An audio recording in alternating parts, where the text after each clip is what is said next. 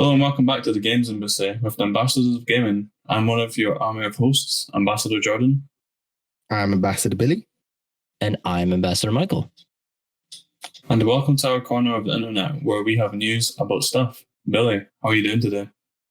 I'm not too bad. The weather's cooled down a fair bit in the UK. It was a heat wave for a while, which was making being in the room uncomfortably hot, but it's cooled down, so nice and relaxed. Getting ready for the new week to start. Exciting times, isn't it? And how are you, Mike? Oh, I'm doing great. There's a Category 5 hurricane right outside of my door, basically, at this point. Just left it in. Yeah, basically. I'm just going to embrace Dorian and death all at once. You're living on the wild side, dude. Yeah. So, it's been good. I'm sick, so that's great. So it's wonderful. It's a great day. But I'm here, so we're going to have some fun.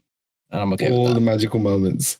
But anywho, we do have a nice little Patreon page where you can get some cool perks and goodies, like early access to shows, getting your comments, questions, concerns read on the show, and exclusive content. Who doesn't like that? If you would like to support the show and get some goodies, you could do so over there at patreon.com/ambassadors of gaming. Please do check the Patreon website and support us if you can. It would be great. It's also very cheap, like $1 a month, and you get exclusive content. Damn straight. Not wrong with that. $1 a month. I'm not saying we're cheap, men of the night, but we are cheap men. So the barrier to entry is very low. Anyways, I'll let you finish up. So let's get into the updates, announcements, and other miscellaneous news. Oh boy, so let's discuss free games. Yes? Who doesn't like free games? That's the real question. That's true. I'm gonna do first world problems once I finish reading it. So Xbox Games with Gold were announced for September. On the Xbox One, you will receive Hitman the first season, and we are here. On Xbox 360 and Xbox One, Earth Defense Force 2025 and Tekken Tag Tournament. So I already have Hitman. So that's my first world problem complaint is that I already have it on PlayStation because it came out like a month or two ago for free on PlayStation. So, and now you can double up on the Chivos. Yeah, I guess I could do that. Can't wrong with that. I feel bad. I've kind of stopped paying for PlayStation Plus just now, so I've been missing out on a lot of free games. But it is what it is. Oh yes. So actually, speaking about PlayStation Plus, the games for September have been announced. Only on PS4, you'll be getting Batman Arkham Knight and Darksiders free, which I can feel your pain on what you're saying, Mike, about the Xbox games, as I already have both of them, but on the opposite platform. But they're both still pretty good games. So, it's a good opportunity if you've not played either of them. I definitely recommend getting into them, especially when you get them for free. And I'm looking forward to Darksiders 3 because I wanted to get that for some time, so whoop, whoop. Unrelated note, see Darksiders 4, if either of you seen the gameplay, because just on the note of Darksiders 3, Darksiders 4 looks absolutely amazing. It just reminds me of Diablo, and I'm thinking like, oh yeah, Genesis. Yeah, that's right. Yeah, it does look really good. I think it's be a good time to actually complete that, like get Darksiders 3 done on the build up to this. I know it's still a while away, but it's always good to get the story kind of refresh or fresh in your head before it comes out. Absolutely.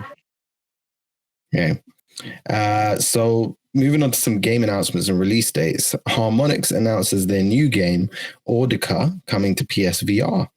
Audica is a rhythm-based arena shooter. That already sounds really cool to me. And the game will be released this fall. It's pretty cool looking. I don't know if you guys saw the trailer, but it's basically you're dual wielding pistols and you're shooting notes. That's pretty cool. Yeah, it's like a gun version of Beat Saber. Basically, it's pretty cool. So Mega Man Zero and ZX are getting a collection. The game will be releasing on all platforms, Steam on PC on January 1st, 2020. The collection will include 6 games from the Zero franchise.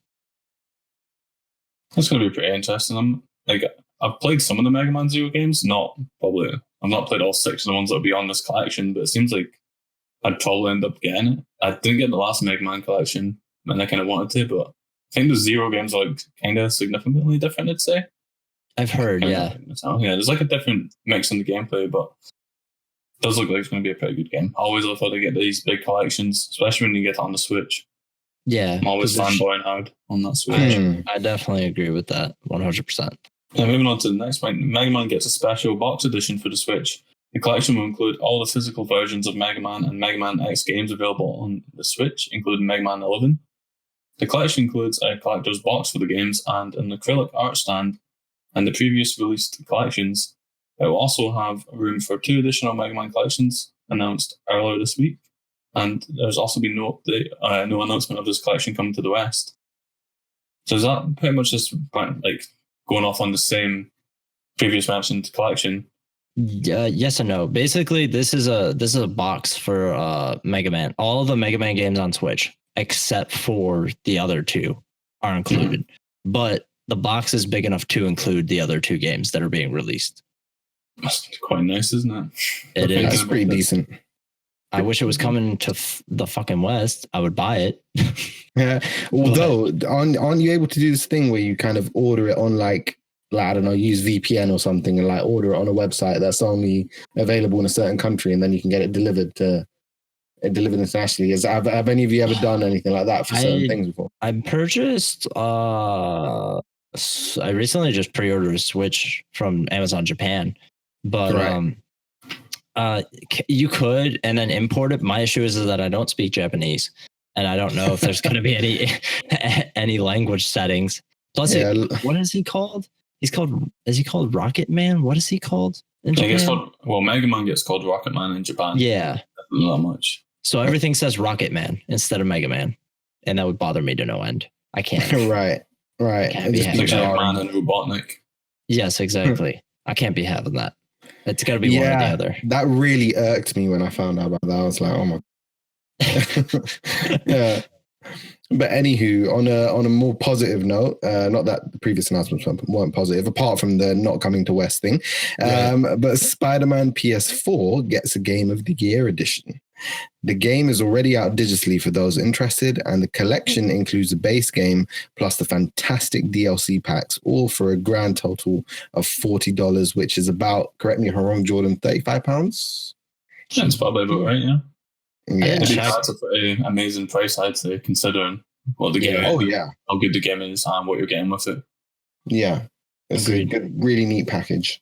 I think I've actually not played the DLC yet. Like, I was meaning to, but like as I completed the game, I can't remember what else I had, but there was like quite a few games at that time that I had to play through, and I never got around to doing it. So yeah, right. So I do even dive in to trade it in and get it, but I'm kind of against trading in anime games for any reason. Yeah. I think I'm not sure if this is a physical release. I don't know if they released the Game of the Year version physically. They might have. I've only seen it digitally, but I know that the DLC is not included on the disc, which apparently people are mad about. That's not a very common practice anymore, but yeah, I think it's mostly you'll just buy it and it's just the base game with a code again, which right. Yeah. So whatever. I remember like on that topic, I remember I still got it, I think, or I used to have it anyway. It was like back in the day when Borderlands 1 had DLC and you got the Game of the Year edition, and it was literally just a disc that had DLC on it, and I just passed it to all my mates. Yeah, I remember that. Back in the glory days. That and the Red Dead DLC has the same thing. It came on a disc. Yep. Oh, you're right. Yeah, you're right. Yeah. Red Dead, yeah. They definitely wouldn't do that anymore. No, they definitely don't allow that. Oh, couldn't you imagine the implications, dude? No. Oh my god. Taste of own medicine. Fuck you. Basically, yeah. So we can move into the big boy news of the. So the first one is gonna be it's all kind of dire. Let's just go right to it. Sony has delisted Driveclub early. So if for some reason you still wanted to buy it, you're kind of SOL. The company removed the game over a full day early from the UK store. As such, people were quite upset, hoping for a final sale with no such luck, as well as not being able to purchase the game or any of the DLC. The servers for Driveclub are shutting down in March 2020. So I put this as the news because we haven't really discussed it here, and I know Jordan's a big advocate of having personal media or physical media, and that's why for a lot of people the concern is like my games will eventually disappear like this. And like I always thought it was phooey, but like we're seeing that that's starting to become like a thing that might be possible. It's kind of annoying, isn't it? It's like, so what is this talking about? So it's just the online store you're just talking about just now, yeah? I believe you cannot purchase it anymore. I believe if you purchase it, you can still download it. But I don't believe. Here's my 2 cents on the matter, right? As long as the version of the game, like your digital download of the game, as long as that still works, even if you can't use online. I mean, servers get shut down all the time. I really love Army of Two, for example, on Xbox. It got made backwards compatible. EA shut the servers down, so I can only play it solo with AI as co-op. That's actually so funny you're talking about that. I went and bought it just to play. Like I had it on digital anyway, but I bought it because it was £1. Right. So local co-op will be fine, but as soon as it gets to like split screen co-op, it's obviously the servers shut down. You can't connect to the servers for the game or anything like that. So it's annoying. But the point is that for server shutdowns happen, that's no worries. If it gets to the point, like I think one of you was saying, if it gets to the point where a game stops like working, ceases to work, like as in like it will stop, like you try to launch it says there has been an error or something like that, and it's like, hold on a minute, I bought this game when it came out and like all of a sudden it's not there. I think, if I may, I've been in that situation with Lawbreakers when they shut down the servers. Like that game is useless now. It's just a break. Like it's literally just useless. There we go. That, I mean, I think where there's a few levels to the situation. If it's a game which has like a single player or AI based kind of component to it, where if you lose the online element, it's not. I mean, it's still an L, but if it's not like a game-breaking thing, like as in it makes the game pointless, then fine, fair enough. Servers get shut down, the game's old, it's not sold well, company has to cut costs, whatever it is, fine, fair enough, that happens. But if it's at the point, if it's like you spend $60 on a game and the game is like a GAAS, right? Games as a service. Right. And then the server's shut down and you spent like $120 on the ultimate edition of the game and it's shut down. Like, I mean, what comes to mind is Anthem, for example. I know it's a bit of a segue, but like Anthem, for example, that game had a rough launch. It's been rough since. People bought the maximum editions of the game because they were so excited for it. And there's a very high possibility that BioWare could be in really, really muddy waters and EA could just cut the line on the whole thing altogether. So in those situations, I think it's a problem. But in terms of Driveclub, as long as, I don't know, have there been any reported cases of installed versions of the game not working? No, but there's not all multiplayer components, thankfully. Like there are offline components to that game. But yeah, you're right. I mean, with like Anthem and with like the first one that comes to my mind is Destiny 1.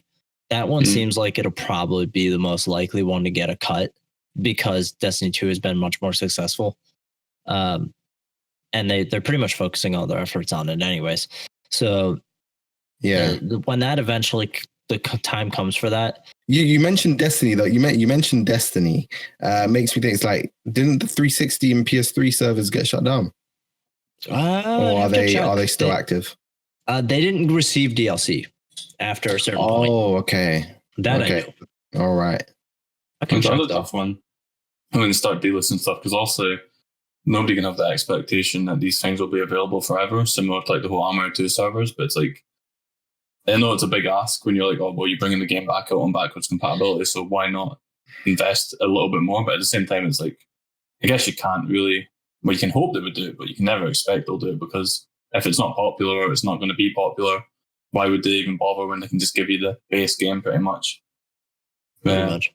It's still, it's reassuring that you can still do co-op, I guess, on, like you're saying, local, like with your friend, like a buddy, like sitting next to each other, but it's still kind of annoying. It's like, I bought it for the sole purpose of doing the co-op campaign online, and now I can't. And yeah, it's gone. Yeah, it's a pain in the bum. It'd be nice if, like, I know they can't do it for everything, and you have to have the expectation that these things will be delisted, or not delisted, but like the servers will be gone anyway. It'd be nice if there was some sort of update that they could do to just say, as soon as you load the game up, by the way, like only certain aspects are still functioning. Or not functioning, but available. So I've noticed, like, with every Game Pass game, or every game, even if you don't have it on Game Pass, but it's available on Game Pass, whenever you boot it up on the Xbox now, it comes up with a Game Pass logo on the bottom right. Yeah, I saw that too. So it's like, if they can do, like, I know that's an opening and it's a new game, but if they can do something like that, surely they could just put a prompt in saying, by the way, only these elements of the game are fully playable. I don't know. That's a big ask because it takes time and money, but it'd be nice. But then it's nice. It's courteous. It's being courteous, isn't it? At the end of the day. Right. Yeah. I think it's a small prompt. I think that's really all you would have to do is have one small team go. And while they're doing all the backwards compatibility stuff, just be like, hey, add these prompts into these games real quick. Let them know. Yeah. I guess I don't know. On the flip side, like knowing that I already had Armored 2 as a digital game, I guess it'd be annoying if you bought one that was purely for backwards compatibility. Like you went out your way to get it, and there's no warning prior to it being released as a backwards compatible game that it's only functional in some aspects. I don't know. It seems like I'm being entitled, like I'm expecting something that shouldn't really be expected. I don't know. It's a tough one. I think it's fair that when you purchase a product, you would expect it to be in the original state that you bought it in. Like I don't think that's just like. We don't really have, correct me if I'm wrong, but like, I know there was a point in time where like movies did that weird thing where they connected to like the internet to get bonus features or whatever. Yeah. I assume at some point those servers will get shut down as well. And then just like, you just don't have access to this stuff anymore, you know? Right. Like when it has to verify by accessing servers, like verify content by accessing a server, suddenly the server gets shut down. Content can't be verified. Your DLC stuck behind a server block that cannot be opened unless the studio says we're restarting the servers again, and that's going to be a huge financial. It's like a bit of a plug-in of money to kind of get the servers back on, just for the sake of getting. Like I said, there's layers to it. I think developers need to be a bit more savvy with how they manage content verification. I think that's where one kind of solution lies, and I think games as a service they need to be very careful. They need to. It goes without saying, but any developer that's making a GAAS game, they really need to make sure it's a high quality game, because if it comes out and it doesn't meet expectations and it sells bad and the studio gets to the point of shutting down, that is a lot of angry customers that are going to be going to the publisher's door and saying, listen, we bought this game, the maximum edition, and suddenly we're not able to play it. Like, what's going on? Right. Yeah. So reminds me of another thing. It's kind of a different topic, but like on the topic of things that kind of disappearing and not being accessible anymore. It reminds me of Asura's Wrath on the Xbox. It's on PS3 as well, but that game has the true ending locked behind DLC. I think it's paid. Or it's costed. I've heard of it. Hell no. Imagine it in a point in time that DLC is no longer available to download, which I imagine will always be available because it's digital. There shouldn't be an issue. Right. Like imagine if that got delisted and then you've got a physical copy of the game that you can never fully complete now because the DLC is gone. Like that would be irritating. Because that could happen. I doubt it would happen, but that's a possibility. And it reminds me as well of Dead Space 3. If you buy the game, obviously when it originally came out, you got a code in the box for an online pass. Right. I think the online pass is free anyway now to get if you want to do it on backwards compatibility. But my friend had so many issues basically being able to log that game up, and without that component, you can't actually do co-op at all online, which is kind of annoying. Ubisoft had a similar setup with the Uplay Passport with their, I think it was Revelations and Brotherhood. I'm trying to remember Assassin's Creed Revelations and Brotherhood. And then up until I think 3, maybe they had the Uplay Passport, and they discontinued the whole thing. And they just, they didn't update the game so that it would stop doing the whole checking Uplay Passport thing. But it was like they announced it on like a blog post saying, you know what, like we need to discontinue this because there's no point. I mean, if you're naturally going to have, say, for instance, like verification, like DRM in a game, like as in it needs to verify when you start it up, why then have a separate verification for online? It makes zero sense. Like, so you lost your Uplay passport or whatever it is, passport, EA Origin Access passport, whatever on earth is out there now. So suddenly you can't play a game online. It's a bit silly, isn't it? Yeah, I recall the reasoning. A lot of people believe that they were doing that was because of the used game market specifically. So that like, if you were to buy a used game, you're screwed now because you don't have an online pass.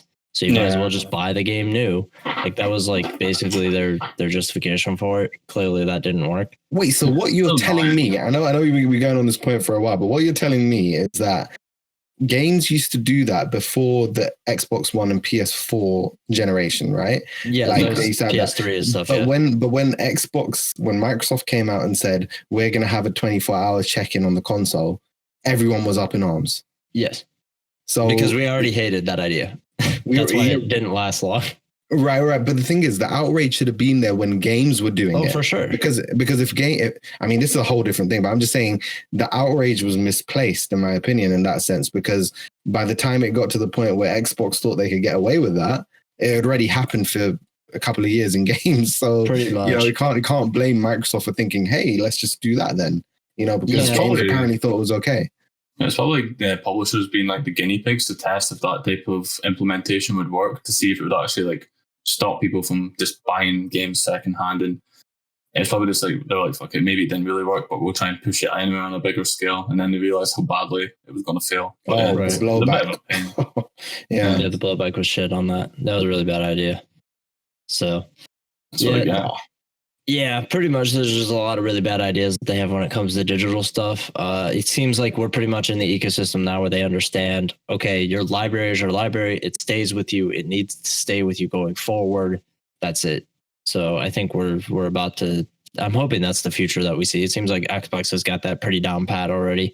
And it sounds like PlayStation's working towards that. So I guess it's like the whole type of thing where they tie everything to your account. So like any DLC, it's always attached to your account. So I guess that might counter. Well, no, it doesn't actually counter argument what I was saying about Oscar's Wrath. But yeah, it's reassuring knowing that you've always, like, even your saves for like backwards compatible games are only on the cloud now, which is quite good. Like I still have my Xbox 360 and PS3 hooked up to my gaming PC. So it's like turn off one of the monitors and it just turns onto my gaming console. So I've still got all that and all the old stuff that I have anyway, like DLC on my hard drive, but it's still nice to know that it's still available, backwards compatible, if anything that went wrong. For sure. Yeet. So we can move on, I guess, then. Can you take us to number 2 then, Jordan? Yeah, so on the topic of things disappearing, we've actually got a nice little bit of news about something coming back. So Telltale Games is getting bought and somewhat revived.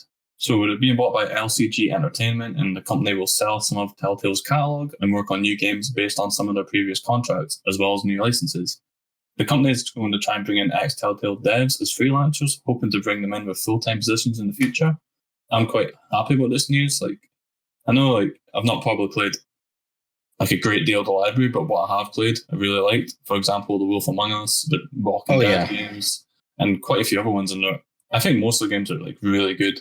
They're not like, you don't pick them up and get bored of them quite quickly. Like, I think even the first Walking Dead season game, like, there was something about it. It was just incredible. Like, I just loved the way it was done. Like, it wasn't such a trailblazing game. Like, I honestly think the first Walking Dead game by Telltale, that really, like, it set, I don't know, it did something. It shook the games industry up when it came out, in my opinion. It was something, it was a marvel at the time. I was quite late in the game to get in it, but when I played it, I totally loved it. Like, it was just the way it was done. It was like, I remember, it was just, like you said, it was just something about it. Like, I guess the overall storytelling, character development, and I like the way, well, spoilers, it's quite an old game, but like the way the ending was kind of done, like the build up to the end, like it just showed you how, like, well, this is more about the game than Telltale, I guess, but it just showed you how like powerless the people in the game were. And I really liked that. Like, there was a focus on the story and the actual implications of what was going on. It wasn't just like a cheap hash at a zombie game where like you're getting attacked constantly and just keep on walking through it. Like in every other zombie game you get bit, but in that you get hit once, so you get infected, that's it. And it just stuck to that story. It wasn't like, oh, this guy's just been bit by a zombie in a cutscene, but a few minutes later he's fine. If that makes sense. Everything, like everything has an implication somewhere down the future, kind of thing. I don't know. Walking Dead Season 1, Walking Dead Season 2, I didn't get into the other ones too much, but the 1 and 2 just amazing. Like, had me crying by the end. Like, Walking Dead 1 had me bawling like a little baby, and Walking Dead 2, I think the closure, in a sense, to the story in Walking Dead 2 is really good. But I mean, like you said, Jordan, I'm happy with the news as well. Although I saw our friend Jason Schreier, he posted a tweet about the about this situation in the typical Kotaku fashion of making a mountain out of molehills. Pretty much. Like you were saying, how it's not dissimilar to like if say Kotaku was to go bust and shut down, and then someone bought the name Kotaku and started releasing articles under that moniker, and then say everyone was to start saying Kotaku's back, whereas the people that originally founded it were to not get any credit for it. That he's basically saying that that's what the situation is with this. Like these people have revived Telltale Games and like brought it back, but it's like the fact that they're like the ex-Telltale devs that we mentioned in the article just then, it's kind of like they're, in a sense, if they're without work right now, they're kind of beholden to this new company to kind of get back to work on the titles that they poured, blood, sweat, and tears into. So I get the kind of side-eyeing going on at it, but I think we should be at least allowed to feel kind of happy that, a great, I would say studio, but it's a great studio, but I'm saying the way the circumstance is a bit different now. But I'm just saying like there's a possibility that you could get the devs that made the other games so special and so great, get them working back on some of these titles. I think we're allowed to feel very positive about that. So I'm completely with you on that, Jordan. I'm excited about what the future holds for these Telltale franchises, however the licensing is working, whether they are able to do Batman because of the licensing or any other IPs, etc. I know that there was a bit of a problem with that and how Telltale was possibly losing money because the licensing cost way more than how much they were getting out of the games. I mean, hopefully this is a newer approach. They'll take a newer approach, a new attack, and it'll be a much better turnout. Their contracts were bad. Sorry, go ahead. I was going to say, I get the whole point that Jason was making. Like, I guess it's not Telltale that's essentially coming back, but it's more like the talent they're trying to reclaim and the games and what they've made. So it's like fair enough to they're not getting the credit for it, but it's like it is what it is. That's kind of what happens. And on his note of if Kotaku went bust, I'd fucking pray that nobody would buy it back. But that's me just being nasty. Yeah, that's because Kotaku is mostly garbage. Shots fired. Pew pew pew pew. I don't think that's fair.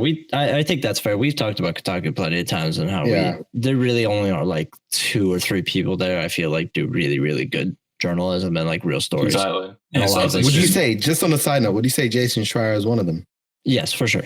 Good. There's Jason Schreier, and I think her name is Celia. She does really great articles as well. I think we quoted her on her Riot Games article that she wrote. Right. She writes great stuff too. So, I got to give credit where credit is due while I'm busting the rest of their balls. So, fine. Yeah, but real quick on this, I think that's pretty much it on the Telltale stuff. I don't really have much to say that you guys didn't already say. I'm thinking power on. That's all good. Billy, take us to the next one, I guess then.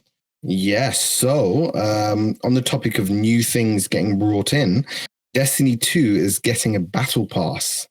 Bungie has announced that with the release of Shadowkeep, the forthcoming DLC, the game will get a new season-based battle pass-like system. The first season is included with the DLC, so you buy Shadowkeep and you'll get the battle pass, but it's not included for those paying the free-to-play version of the game. So just a friendly reminder that Destiny 2 is going free to play with the Shadowkeep update. The price for the pass will be $10 each. As seen from the Forsaken, Destiny has been operating on a season basis more than the previous expansion style it had.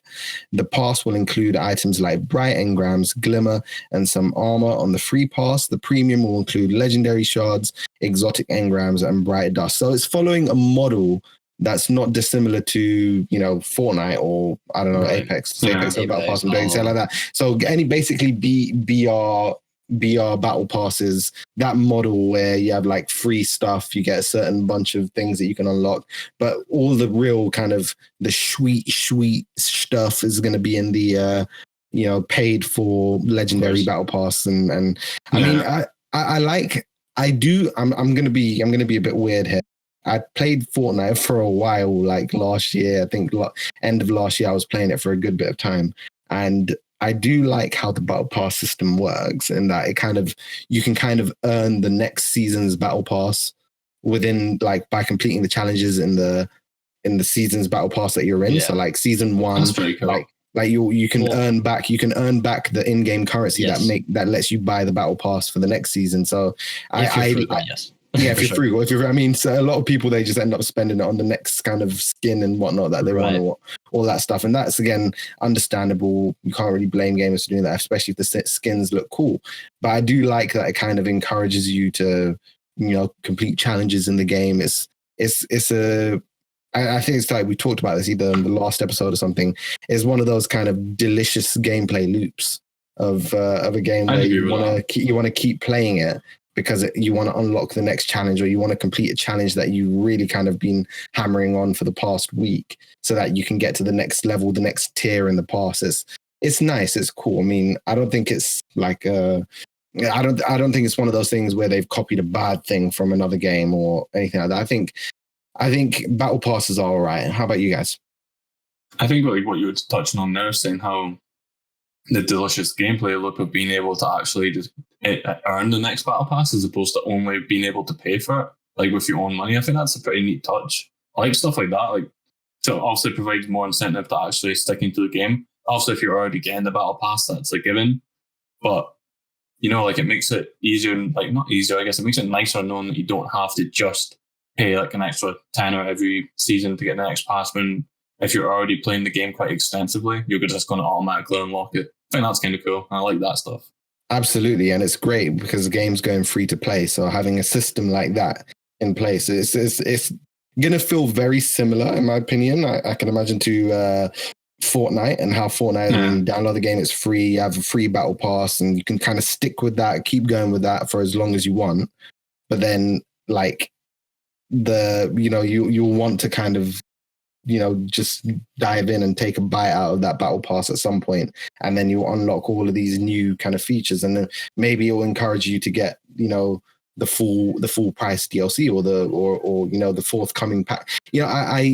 I'm really happy. With the direction Bungie's going in with the game. They've really kind of freeing themselves from the clutches of Activision is probably one of the best things that could have happened to Bungie. And I'm glad that they're on their own path and they're forging their own kind of destiny. Wink, wink, nudge, nudge. But yeah, so it's great. So do you think this is going to be a testing ground almost for Destiny 3? So like if this goes well and this generates a lot of money and income, that they're pretty much just going to make Destiny 3 free to play? Because I'd be interested to see if that happens, because also I think Destiny is quite a difficult game to put into that category, because like saying like similarities with Fortnite with the Battle Pass, because that's just a game where you're going into like battles or fights, like that's all it is. Whereas Destiny's got a campaign, it's got missions.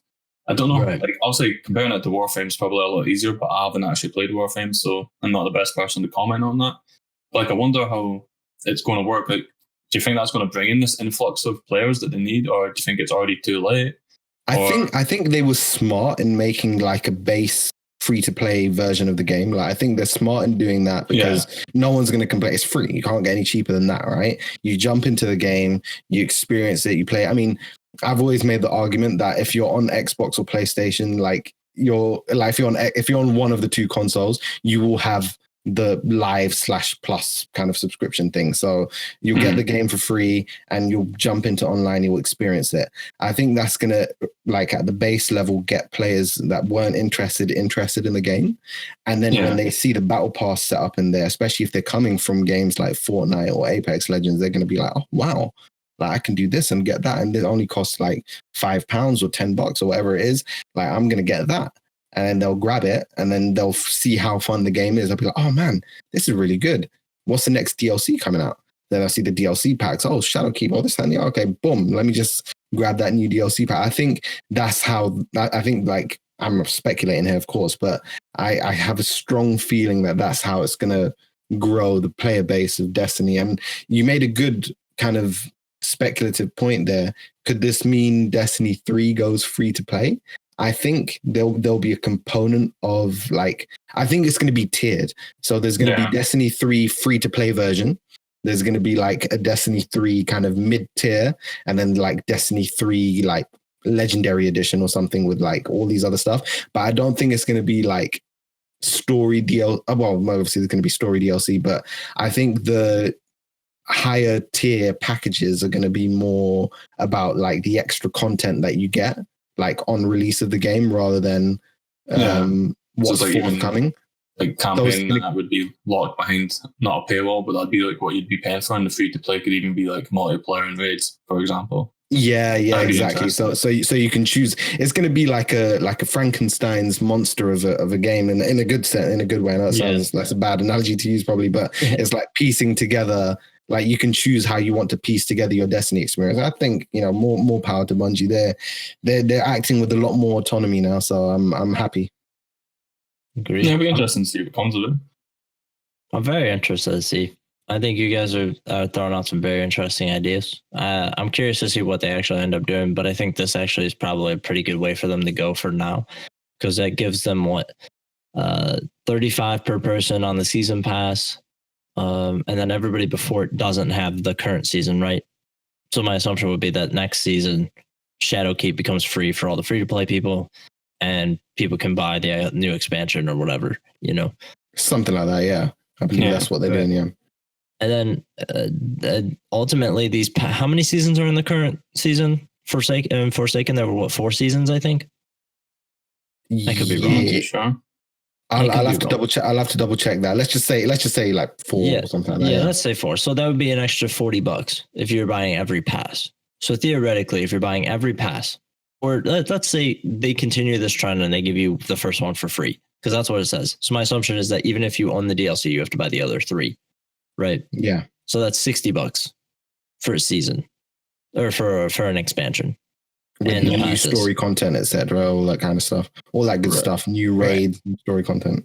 Right, and then $30 extra for the pass. So you're paying $60 total. I think that's fine. I think if that's how they want to operate, I don't think that's necessarily a bad way to go about business. I feel like maybe they should offer a bundle though, and be like, look here. Just buy it. You can buy the expansion and all the passes for $60. It'll cover you for the next year or whatever, and I'd be okay with that. So it'll be very interesting to watch. They're definitely pushing the envelope on how you can manage a game as a service. Clearly, they're succeeding. So it's good news. Oh yes. So let's move on to a game that is not pushing things in the correct way. NBA 2K20 got a trailer this week, and it pushes microtransactions and the gambling debate to the absolute limit. In its newest trailer for NBA 2K20, the company showed off all of its new glorious ways to earn cards, packs, and rewards. The trailer shows off that slot machines, roulette wheels, and other games of chance can be used to earn rewards or in-game currency. This obviously resulted in numerous YouTube rants and a whole trend on Twitter. PEGI, the European Rating Board, and the ESRB, the United States Rating Board, have both been getting countless complaints about why this particular game is getting rated E or suitable for 3 and up rating. PEGI has responded in an email and confirmed when we read Eurogamer earlier, they had confirmed it with them that this indeed was their email. So I'm going to quote them. It's quite lengthy. Quote, "We have seen the announcement trailer of NBA 2K20 and noticed the controversy it has caused. We feel it is important to carefully explain when certain content is triggering the gambling descriptor in the PEGI system, but also to show when it does not at this moment. A video game gets the gambling content descriptor if it contains moving images that contain and or teach the use of games of chance that are carried out as a traditional means of gambling. We use a help text to clarify this in more detail. This refers to types of betting or gambling for money that is normally played/carried out in casinos, gambling halls, racetracks. This does not cover games where betting or gambling is simply part of the general storyline. The game must actually teach the player how to gamble or bet and or encourage the players to want to gamble or bet for money in real life. For example, this will include games that teach the player how to play card games that are usually played for money or how to play the odds in horse racing. It is important to stress that the controversial imagery played a central role in the trailer, but it may not necessarily do so in the game, which has not yet been released. At this point in time, PEGI can only comment on the trailer that has been made publicly available. The trailer includes imagery that is generally known from casinos, Wheel of Fortune, slot machines. Using this sort of mechanic to select an item or character or action by chance is not the same as teaching how to gamble for money in a casino. These differences certainly prevent us from applying the gambling descriptor, but we are very aware that it may get too close to comfort for some people, and that is a part of an internal discussion that Peggy is having for the moment. The games industry is evolving constantly and rapidly in recent years. As a rating organization, we need to ensure that these developments are reflected in our classification criteria. We do not base our decisions on the content of a single trailer, but we will properly assess how the rating system and the video game industry in general should address these concerns. End quote.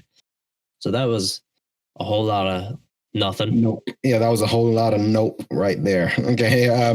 I mean, we were discussing this a little bit earlier, but that's that whole thing, isn't it? I mean, I as you were reading through that just there, I mean, points of note is that they're saying it's similar, but it's like it's different but the same kind of thing. It's like, yes, it's done by chance, but it's not quite the same as traditional gambling. It's like, my man, like it's literally the same idea, and it's not really, you don't really buy the whole, the kids aren't buying into the whole, I'm going to pull this lever and then I'm going to get this. Like, that's not the point. It's like you're familiarizing the imagery. It's the imagery of it. And when the imagery is there, like you connect the dots. Like growing up, kids are very visual. Like Jordan, you'll know this, right? Like kids are very, they learn through visual kind of the sense of vision, right? Like they see things, they connect it. Like they're like, oh, I saw that there, and that's how that works. And they see it in real life, and they'll connect the dots, and they'll be like, oh, it's harmless in the game, or it's like really fun to do in the game. It's addictive in the game. Let me do it in real life. Like the implications can be long term. I think Peggy and ESRB do need to kind of take the buck a little bit more and not be so kind of blasé, because it does seem a little bit blasé in the whole way, saying, it's not quite at, matching our descriptors for gambling. It's like, that's not the point. It's what they see and how the kids are connecting. And I think either that or just up the age rating to an age where you feel it's, kids have a bit more of a, sense of the world around them and what they're seeing and an understanding of it all. But I don't know what you guys' takes on this whole debacle. Jordan, you can go ahead first if you would like. It's a lot to take in on, I guess. I think it's pretty fucking shady when people try and like guise what they're doing. Like just saying, oh, it's not as bad as you think. But regardless, like this game's pretty much like aimed at like children and up. I think there's ways that you can incorporate or implement certain things without it being like kind of gambling. Like I'm just going to touch on some things like how you said, like even Pokemon games, there was the entire like section within the game that was kind of like treated as gambling, and think not treated as gambling, but like people could see there would be an issue there. And even on, I think, Super Mario 64 on the DS, not touching that because there was about it. Mini games on that kind of had like similarities, but they were done in a way that personally, like, I just don't think it would be a massive issue. Like it's not like it's using actual real cards. If I'm correct, it was using kind of like boos and Goombas on the actual cards to kind of like make it more like not branded, but like more relatable to the actual game, instead of being like, yeah, here's Luigi playing poker. Here you go. Right. Yeah. I think potentially there's ways that you can still do these things, but I think when they were done, they were primarily just a part of the game that didn't really have any monetary value, that you could use your own money to get things. So, or like you weren't actually earning anything as such. You were just playing a mini game, and that's all it was. And that's different, I'd say. But when it comes to having these things that actually look like proper, not even like looking like proper gambling elements, but the fact that you can actually use your own money, that's when it becomes an issue. Because as Billy was saying, children can easily be influenced by these things. So, for example, that'd be like saying, even like if my daughter was to go, like taking her to like a local amusement park here and there's an arcade, she's going to see them things, and eventually she can like put two and two together, you put money in, you're going to get something out. Right. And, like it's kind of difficult trying to compare that to a game or like a video game, but they're really similar in a way. Like all it takes is a child to see this once in a video game and they're going to be like, all right, well, how can I not have that? I want that. It's only going to cost this much. What is money to them? They don't really see the significance of money as such. Right. Yeah, I think I don't, Mike. I don't know if you agree, and Jordan as well. But I think the worrying or the kind of the eggshells in this situation that we have to be kind of careful not to tread on is that like we're having the same discussion that people who think video games lead to violence have when they talk about their view on why video games lead to violence. You see what I'm saying? It's like the same way we're saying the imagery of gambling can lead to real life. So it's weird because like it creates an unintentional duplicity, doesn't it? It's like, oh, like shooting people in a game, that's not something that's not imagery that they're going to be impressionable on, but gambling all of a sudden is. It's like, well, if we can let kids play violent games, why can't we let? I'm just being devil's advocate here. We can let kids shoot people in games. You see what I'm saying? It's like people might make the argument that it's harmless. Like people, like kids aren't going out shooting people on the. Well, some cases they are, but like, but I just think I'm living in London in 2019. It's getting dangerously close to that. But yeah, like, you know, people would kind of make that counter argument to the whole situation.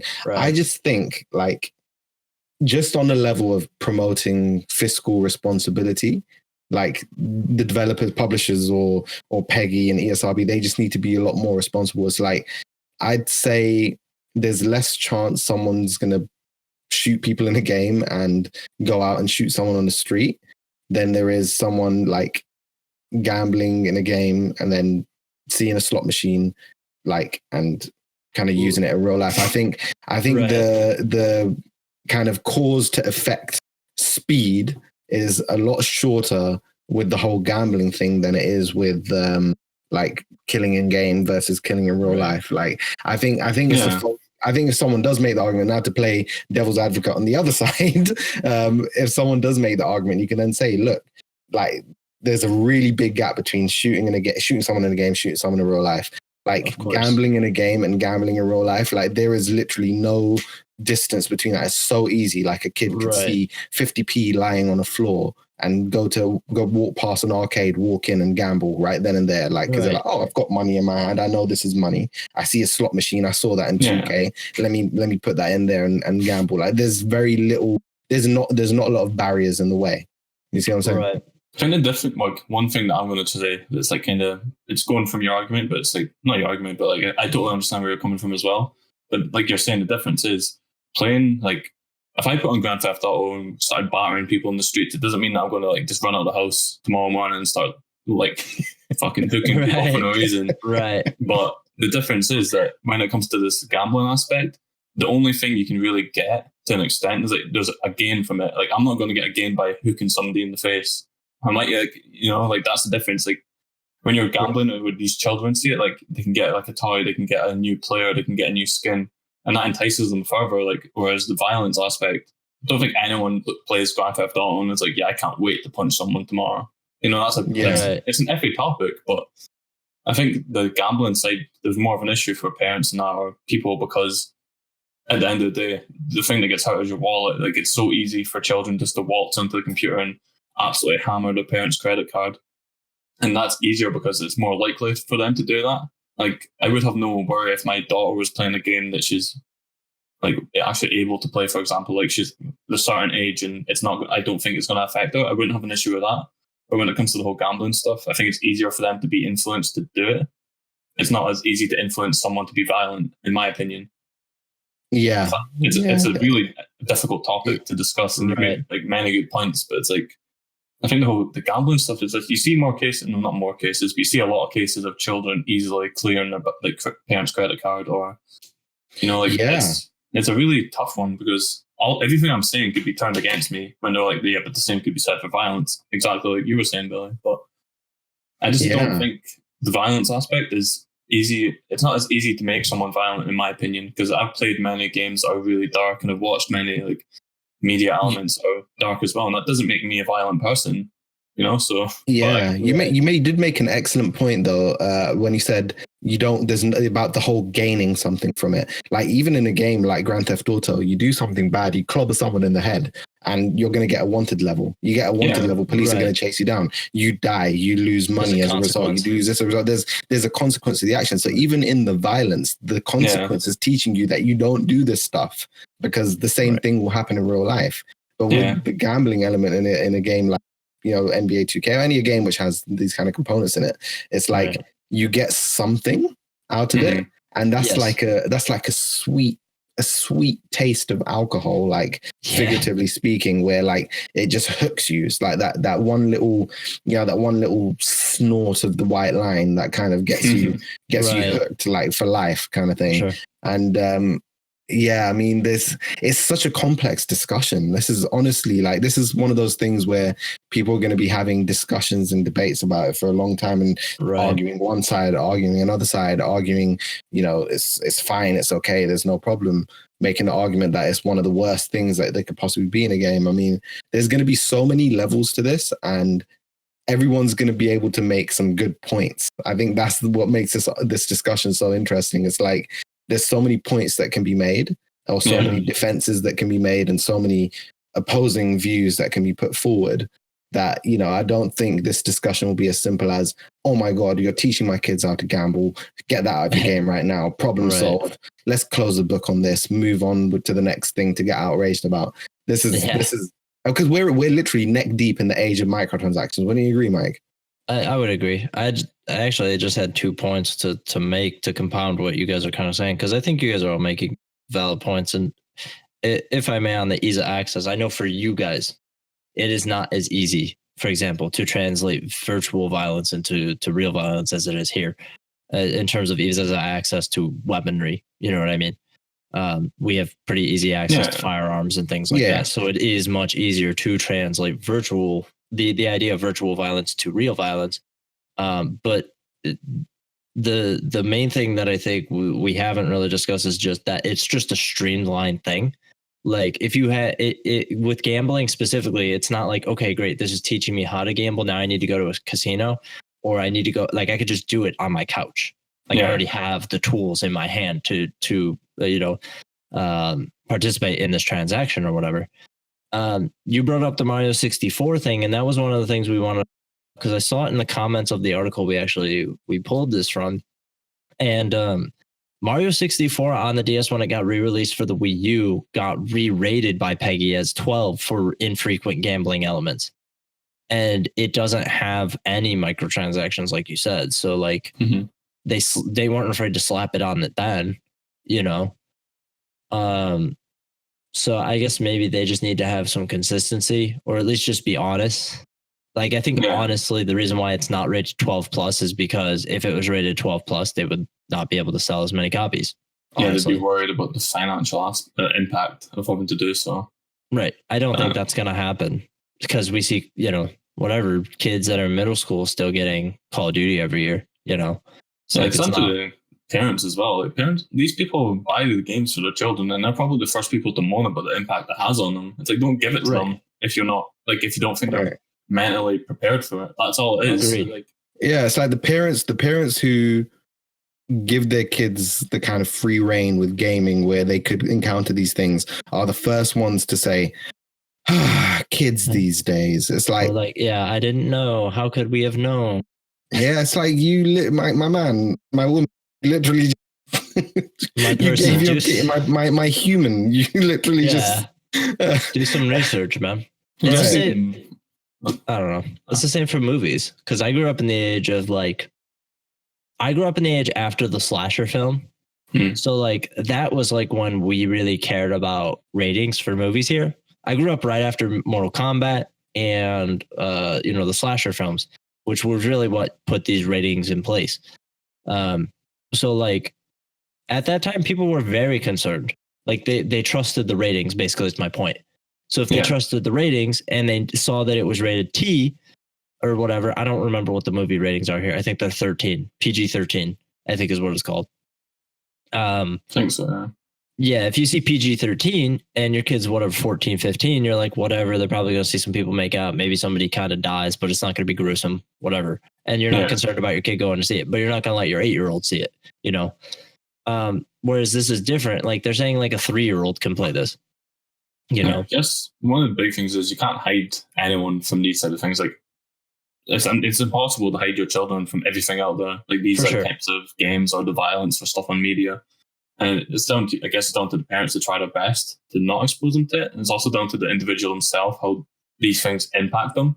Right. I guess, like, even if there's these reins in place, or like even the talk on violence, they go off on a tangent. It's like, it might not affect me in any way, shape, or form, but it could affect the next guy, and like might have an effect on him. But that's what makes the argument so kind of like, it's a gray area. So you don't know what's like. You could argue at one point. It's so complex because like actually seen posts and forums online where people make the argument saying, I've been, playing games which had gambling in them since I was 3, or my dad owned an arcade when I was 4, and it never affected me. That stuff like that. Yeah. It's like there's always going to be someone who says, but I grew up around it and it didn't affect me. Right. And that will be like, I mean, whether you can verify that as true or not, it will always be there, like something to expect in the discussion. Right. Like, I grew up around guns, I never turned violent, or I grew up around, you know, gambling in games and gambling a role. I never turned into a gambler, so how can you insinuate that? That kind of stuff. It's just going to make it a lot more kind of. There's always going to be the opposing side to the discussion. It's not going to be straight down the line. Everyone's not going to agree. There's not a Disney ending to this where everyone agrees that these kind of gambling fruit machines and games is bad, because you have kids. So of course, it's bad for kids, and I think all of us will agree on that. But like, as you get older, you get more. Actually, I'm remiss to say you get wiser as you get older, because there's a few examples that could work against that.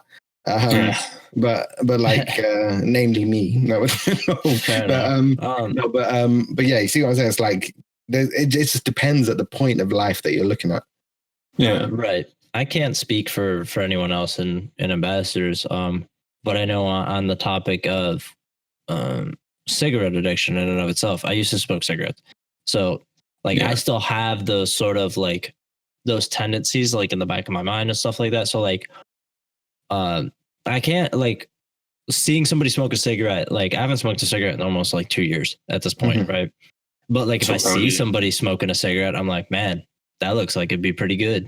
That looks delicious. Yeah. And I know it's going to be shit. Like, I know when I smoke it, I'm going to feel like garbage. Yeah. And it's not good for me. And I know I'm not supposed to have it, but it's still there, you know? So like, I totally get it. It's something like the willpower thing as well. Like, what I was saying earlier, and kind of like you're saying that you've done it before. And just because, like, for example, if you went and played a video game with someone smoking, you're not going to run to the shop and buy a packet of fags and start tanning them.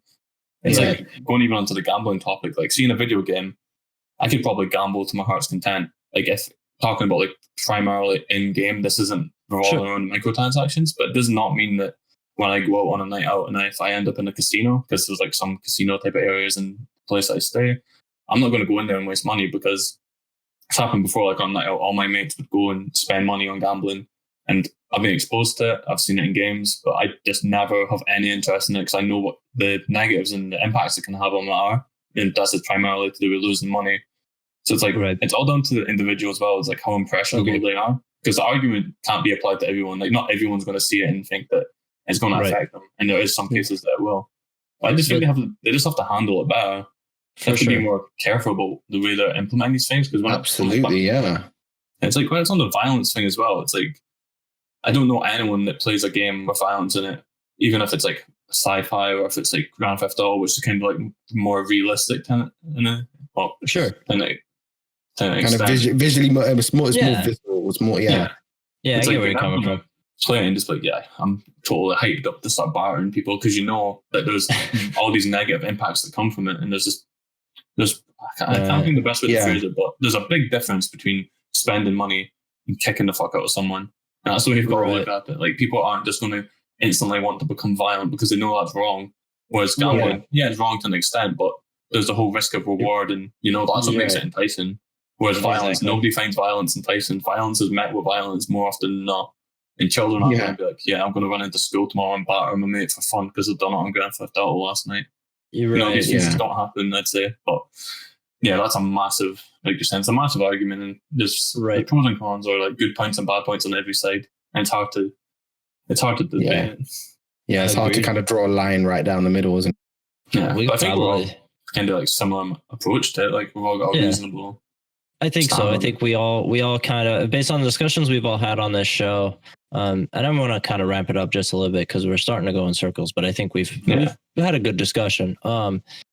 It lies on everybody. Everybody has their own part to play. I feel is like how we've discussed it so far. The publishers need to take their responsibility in it. We as individuals need to take responsibility for our own actions. But also parents need to make sure that their kids are like, I'm pretty sure Jordan, we've discussed it before. And I know for sure Jason, when we've discussed it, has like child blocks on like stuff that they can pay for. Because he knows like my kids might be enticed to buy this or whatever, so I'm going to make sure they can't buy it and they can't rack up my credit cards or whatever, So I think we all have our part to play, honestly. Yeah, exactly. It's all about like, if it's your children you're looking after, you have to watch them. It's just like if it's yourself, you're not gonna like just let yourself run wild. There's limitations, and everyone's got their own ability to stop themselves from doing something stupid. Exactly. Yeah. Exactly.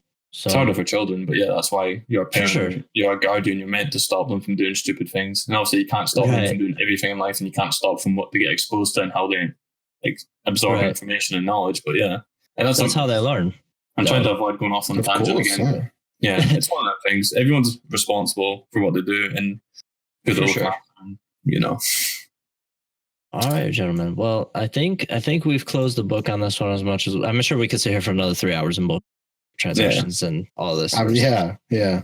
And I would be happy to do so, but we have things to do, so we have to move on.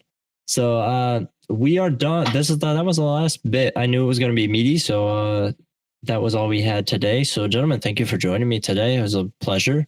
Do you guys have anything you wish to say, plug before we go? I'm not too fussed. You can do my usual, and if not, I'm happy to leave it as is. Okay. Yeah, I'll just finish. I'll just close off by saying, actually, just a quick update. As you talk about plug, a quick update. Development on Epic Squirrel. Mike, you remember this one, right? Epic Squirrel still ongoing. We're looking to have a beta by either end of this year or early next year, and a broader release somewhere around late next year. So that's kind of what the rough timeline is looking at now. Like now. So we'll see how that goes, and obviously updates as it goes along. But if you wanna follow me on Twitter to keep abreast of that, if you're interested, then by all means, it's BUHLYLE on Twitter. Just thought I'd plug that. Please do. We all have our own little endeavors we kind of do outside of ambassadors, but we come together to do the show and create some cool stuff. So yeah, it's been a good week. Good show, gentlemen. Thank you for your time. And until next time, I'm Ambassador Michael. I'm Ambassador Jordan. And I've been Ambassador Billy. All right. Well, goodbye, everybody. Have a good week. Bye. Deuces.